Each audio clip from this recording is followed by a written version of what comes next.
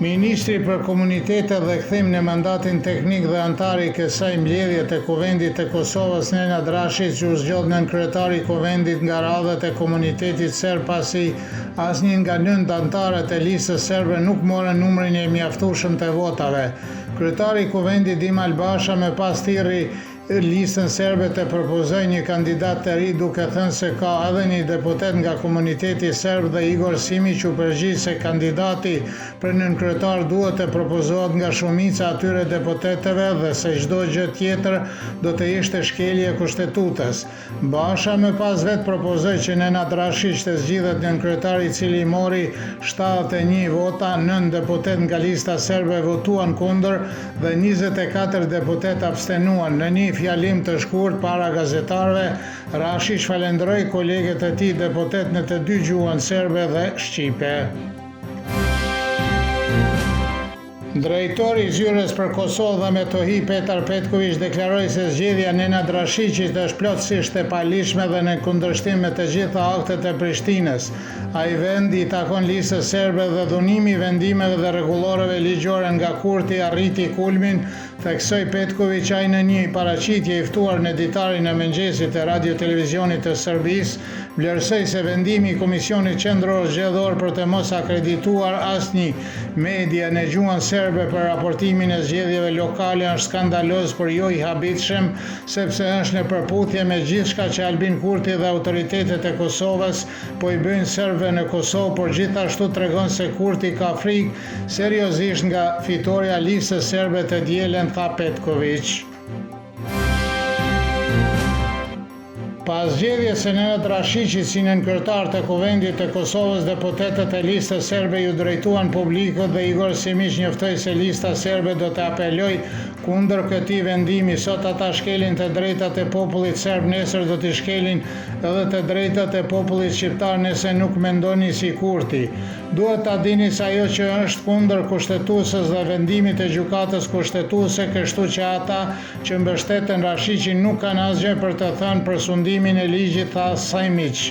Këtë mëngjes nënkryetari i listës serbe i tha Tanjungu se zgjedhjet lokale të dielën janë vendimtare për serbët në Kosovë dhe theksoi se serbët duhet të kuptojnë se nuk është koha për të përqarë, sepse është një luftë për mbijetesë të thjeshtë. Simić gjithashtu bëri thirrje që raportimi mediatik në gjuhën shqipe të mbështesë mediat në gjuhën serbe që të ndjekin procesin zgjedhor normalisht pas vendimit të Komisionit Qendror Zgjedhor për të refuzuar akreditimin e mediave në gjuhën serbe.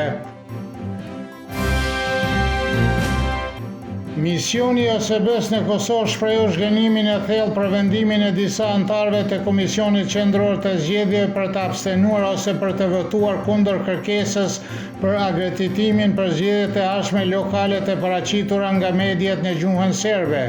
Shoqata gazetarëve të Serbisë dënoi vendimin e Komisionit Qendror të Zgjedhjeve në Prishtinë dhe kërkoi një reagim të menjëhershëm nga Federata Evropiane e Gazetarëve, Federata Ndërkombëtare e Gazetarëve dhe Bashkia Ndërkombëtare. Një grup mediash që raportoi në gjuhën serbe i dërguan sot një letër avokatit të popullit të Kosovës, Naim Qelaj, duke kërkuar reagimin e tij të menjëhershëm. Familja Zharko Zariqit nga fshati Ljubosh në komunën e Istokut, i cili u akuzuan nga Prokuroria Speciale e Kosovës për kryerjen e krime lufte, u bëri thirrje të gjithë përfaqësuesve ndërkombëtar në Kosovë me një kërkesë që të lejojnë lirimin e tij nga burgu. Zariq u arrestua me 5 gusht të vitit 2023 në Ljubosh dhe që atëherë është në paraburgim, megjithëse nuk janë paraqitur prova bindëse për të justifikuar paraburgimin e tij sipas familjas. Përndryshe, Zariq është një oficer policie në pension i cili u largua nga shtëpia e tij në Ljubosh me familjen e tij në vitin 1999, por u kthye në vitin 2017 pas garantimeve të ofruara nga Kushtetuta e Kosovës.